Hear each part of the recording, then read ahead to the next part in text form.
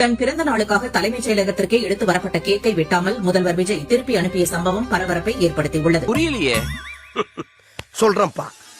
கன்னிகை பேர் அமோனியா வாயு கசிவு சம்பவத்தில் 8 பேர் மரணமடைந்தனர், பலரும் காயமடைந்தனர். இந்த சம்பவத்தால் விஜய் உடைந்து போய்விட்டார். இதை காரணம் காட்டிதான் அந்த கேக்கை வெட்டாமல் முதல்வர் விஜய் திருப்பி அனுப்பி வைத்து விட்டார் என்கிறது தலைமைச் செயலக வட்டாரம். மக்கள் மீது இவ்வளவு கருணை கொண்டிருக்கிற முதலமைச்சரை பார்த்திருக்கீங்களா? மக்களோட துக்கத்தை அவரோட துக்கமா பாக்குறாரு அப்படின்னா ஒரு நாள் முழுக்க உருட்டிட்டு இருந்தாங்க.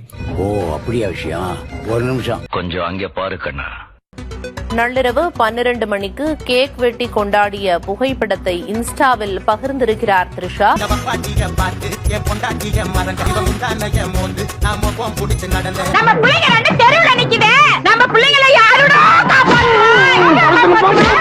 பிறந்த நாளையொட்டி முதல்வர் விஜய்க்கு முதல் வாழ்த்து சொல்லியிருக்கிறார் நடிகை த்ரிஷா.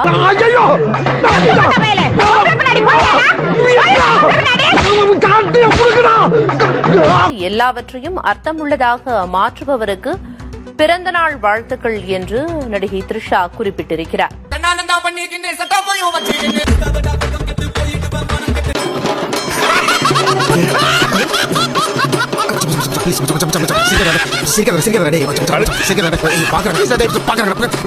உங்க அப்பா இங்கதான் இருப்பாருன்னு சொன்னாங்க, அதான் தேடிக்கிட்டு இருக்கேன். எங்க உங்க அப்பாவையே காணோம். அந்த பார் அவையார் கூப்பிடுறாங்க. காலங்கலிகாலமாய் போச்சு. நாங்க சொல்ல வேண்டியதெல்லாம் நீ சொல்லி. ஏன் சார் நாங்களும் தேடிட்டு இருந்தோம். கரூர் சம்பவம் நடக்கும் போது நீங்க ஆளே காணோமே.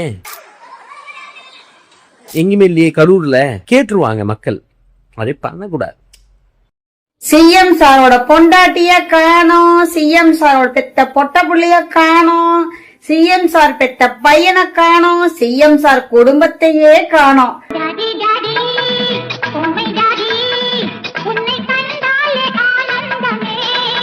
பைசன் என்னடா பைசன்? இவ்வளவு நாளா திட்டுனீங்க, நான் பொறுத்துக்கிட்டேன். பக்கத்து வீட்டு பொண்ணு இருக்கும்போது என்ன திட்டுனீங்களே, அதை என்னால பொறுத்துக்க முடியாது. அதை தாண்டா நானும் சொல்றேன். எனக்கு ஒரு பொண்ணு பார்க்காம பக்கத்து வீட்டு பொண்ணு, அடுத்த வீட்டு பொண்ணு, எதிர் வீட்டு பொண்ணு எல்லாம் கூட்டி வந்து ஊட்டி அடிக்கிறது என்னால பொறுத்துக்க முடியல. உங்க அப்பா இங்கதான் இருப்பாருன்னு சொன்னாங்க, அதான் தேடிக்கிட்டு இருக்கேன். எங்க உங்க அப்பாவையே காணோம். அவரு கூத்தியா வீட்ல கூத்தடிச்சிட்டு இருப்பாரு சார். இதுக்கு முன்னால ஒரு அவமானப்பட்டதே இல்லையா? ரீல் விடுவான். இப்போ உடனே உங்க பொண்டாட்டி சொல்லிட்டாங்க, எது ஸ்டேட்டஸ்ல வருது புருஷனை காணன்னு. அது நீ ஒண்ணு சொல்ல வச்சுதானே வராங்க. பர்சனல் கதையெல்லாம் வந்து அதெல்லாம் பேசக்கூடாது, அது தப்பு.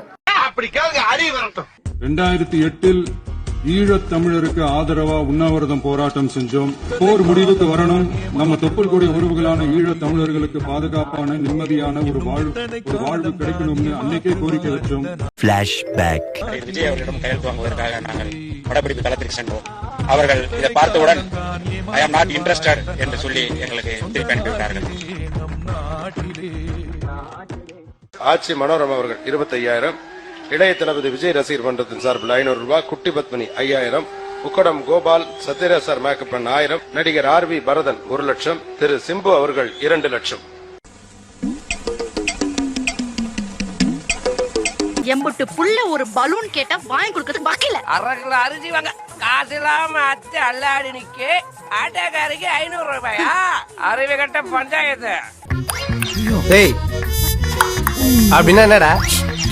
டேய் என்னடா சொல்றான் அவன்? காங்கிரஸோட டீல் முடிஞ்ச பிறகு அறிவாலயம் வாசல்ல இப்படி சொல்லி சொன்னார். இன்னைக்கு வந்து முதலமைச்சர் இப்படி கழுத்து கிட்ட கட் பண்ணி இப்படி சொன்னார். இப்படி சொல்லிட்டு உட்கார்ந்தார். தொட்டா விட மாட்டோம், இதுக்கு முன்னாடி தொட்டவங்களையும் விட மாட்டோம்.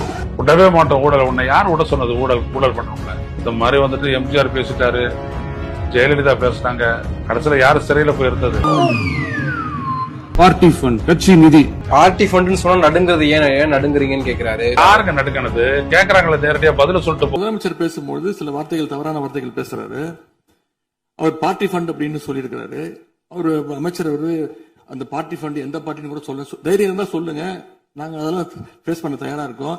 எதையும் ஆதாரத்தோடு எதையும் பேசுங்க. ரொம்ப இதுல சோகங்கள் வேற. அப்படியே பினான்ஸ் எல்லாம் சதஞ்சு போயிருக்குது.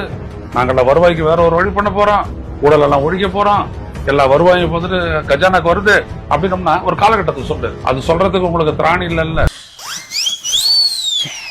இப்பவும் சொல்றேன், மக்கள் பணத்துல இருந்து ஒரு பைசா கூட தொடமாட்டோம், செம்ம காமெடி இல்ல? தொடவும் விடமாட்டோம், தொட்டா விடமாட்டோம், இதுக்கு முன்னாடி தொட்டவங்களையும் விடமாட்டோம்.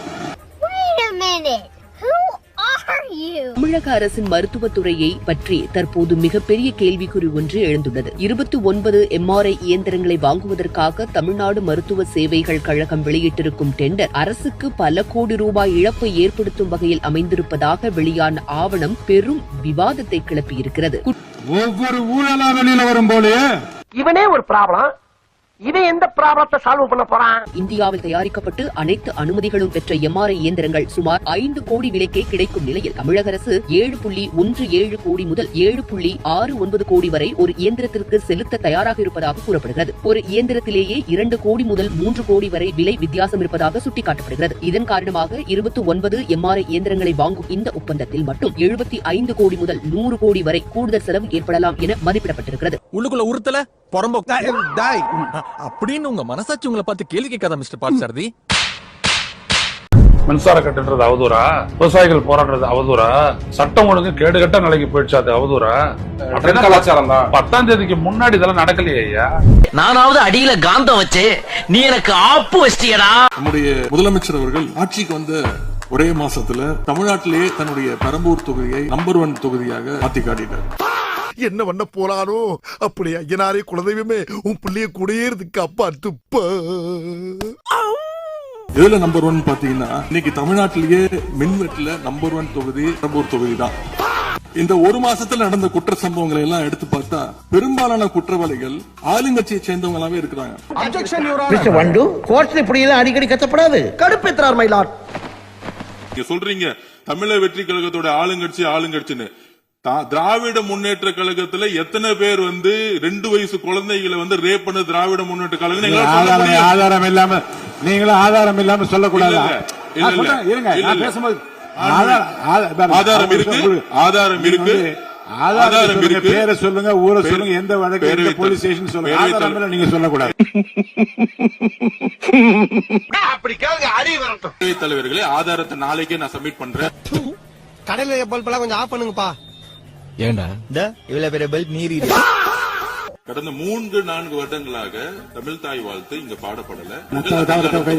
மாண்புமிகு அமைச்சர்கள் ஒண்ணு தமிழ் தாய் வாழ்த்து பாடப்பட்டது. இவனுக்கு ஒரு சீட் எடுத்து பாருங்க ஐயா, வெறும் பொய்யா சொல்லிக்கிட்டு தெரியலாம். ஒரு குட்டி கதை சொல்லட்டுங்களா? ஒரு லண்டன் பொண்ணு விரும்பி ஒருத்தனை கல்யாணம் பண்ணிக்கிச்சு. அதுங்களுக்கு 2 குழந்தைங்க. இப்ப அந்த புருஷன் என்ன பண்ணா, அந்த 2 குழந்தைங்களையும் பொண்டாட்டியும் விட்டுட்டு ஓடி போயிட்டான். டேய், நீ நல்லா இருக்க மாட்டடா, நல்லாவே இருக்க மாட்டடா, நாசமா போனவன். இதுங்க ரெண்டும் ஸ்க்ரூ ஏத்தி அமிச்சத்துல சங்கீதா மேல கையோங்க ஆரம்பிச்சிட்டாரு பசங்க முன்னாடி. சரியான குடும்பம்னா ஏர்ல பூட்டின எருமை மாதிரி, நல்ல துப்பு கெட்ட குடும்பம். அது வரைக்கும் ஓரளவுக்கு பசங்க ட்ரிஷா ஆன்டின்னு கூப்பிட்டு இருந்தது. அன்னில இருந்து ட்ரிஷாவை பிச்சுனே கூப்பிடுங்க பசங்க. அதானே உலக வழக்கம். எவ்வளவு அவரை வெளியே இழுத்தாலும் அதே சாக்கடையில போய் விழுந்துட்டு இருந்தாரு.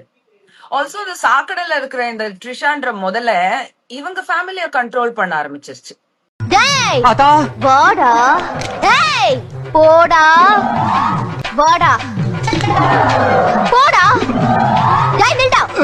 முக்கியமா காசு கொடுத்து ஓட்டு வாங்குற ஒரு நச்சு கலாச்சாரத்தையே சுக்கு நூறா தூள் தூளா உடைச்சிருந்தோம்.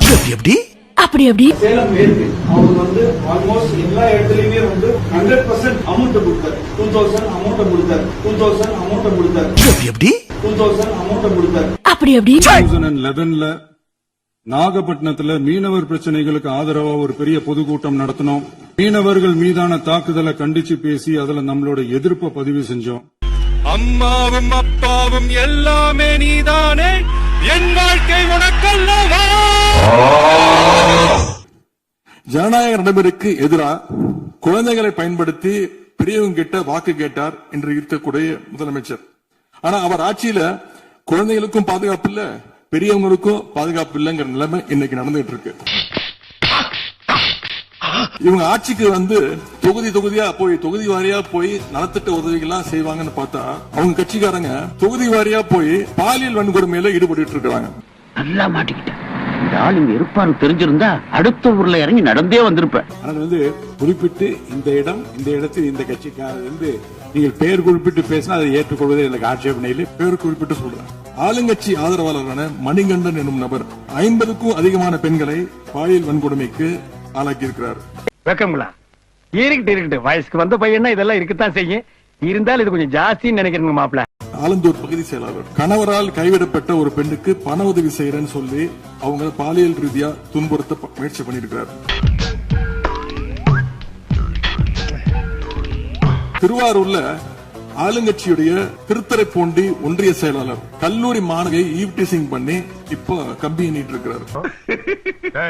என்ன போக்கு போக்கு எதிர்கட்சியார் என்ன நினைப்பா? தூத்துக்குடியில ஆளுங்கட்சியை சேர்ந்த ஒரு அப்பாவி பெண்ணை 2 ஆளுங்கட்சி ஆட்கள் கார்ல அழைச்சிட்டு போய் மயக்க மருந்து கொடுத்து கேங் ரேப் பண்ணிருக்காங்க. இந்த விஷயத்தை போய் நான் வெளியே சொன்னா என் நிலைமை யோசிச்சு பாடுறா.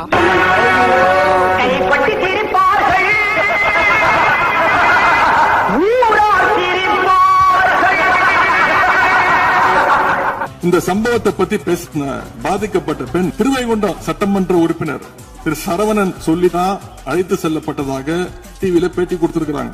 எல்லா மேலிடத்துக்கு தெரியும் அப்படின்னு பாதிக்கப்பட்ட பெண் பேட்டி கொடுத்திருக்கிறாங்க. யார் அந்த மேலிடம் அப்படின்னு இன்னைக்கு மக்கள் கேட்க ஆரம்பிச்சிருக்கிறாங்க. ஐயோ 2ஆம் கட்ட 3ஆம் கட்ட தலைவர்கள் கிட்ட சொன்னதாகவும் பாதிக்கப்பட்ட பெண் இன்னைக்கு சொல்லியிருக்கிறாங்க. ஆனா நடந்தது என்ன?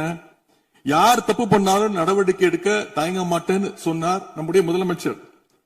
ஆனா இந்த சம்பவத்துல குற்றம் சாட்டப்பட்டுள்ள சட்டமன்ற உறுப்பினர் மேல என்ன நடவடிக்கை எடுத்தாங்கன்னு தெரியல.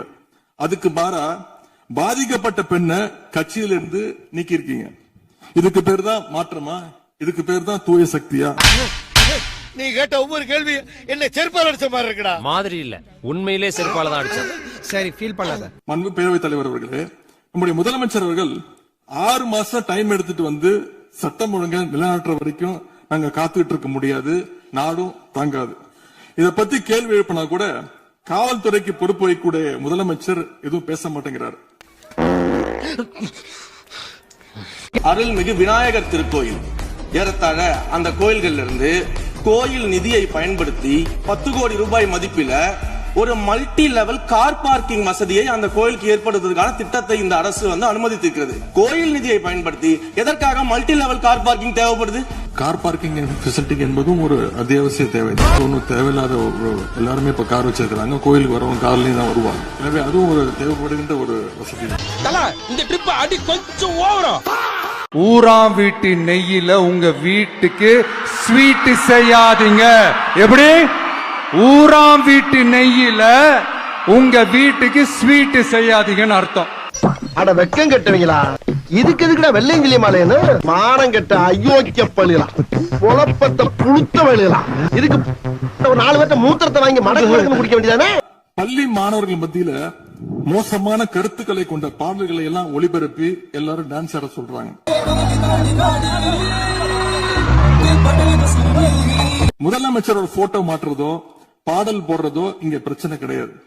ஆனா அவங்க என்ன பாட்டை மாணவர்கள் மத்தியில போடுறாங்க அப்படிங்கிறது தான் இங்க இருக்கக்கூடிய பிரச்சனை. மாணவர்களுக்கு தன்னம்பிக்கையும் ஊக்கமும் அளிக்கிற மாதிரியான கருத்தான பாடல்களை போட்டா பரவாயில்ல. ஆனா சினிமா படங்கள்ல வர குத்து பாடல்கள், தவறான அர்த்தம் கொண்ட பாடல்கள் எல்லாம் குழந்தைகள் மத்தியில ஒளிபரப்பி அதை ஏற்கவே முடியாது. எனவே முதலமைச்சர் தலையிட்டு உடனே இதை நிறுத்தணும்னு கேட்டுக்கொள்கின்றேன். இந்த வீடியோ உங்களுக்கு பிடிச்சிருந்தா கண்டிப்பா லைக் பண்ண மறக்காதீங்க. அப்படியே உங்க நண்பர்களுக்கும் ஷேர் பண்ணுங்க. நீங்க பண்ற ஒவ்வொரு லைக்கும் தான் இந்த வீடியோவை மற்ற நண்பர்களுக்கும் கொண்டு போய் சேர்க்கும். மறக்காம சப்ஸ்கிரைப் பண்ணுங்க. உங்க கருத்துக்களையும் கமெண்ட் பாக்ஸ்ல பதிவு பண்ணுங்க.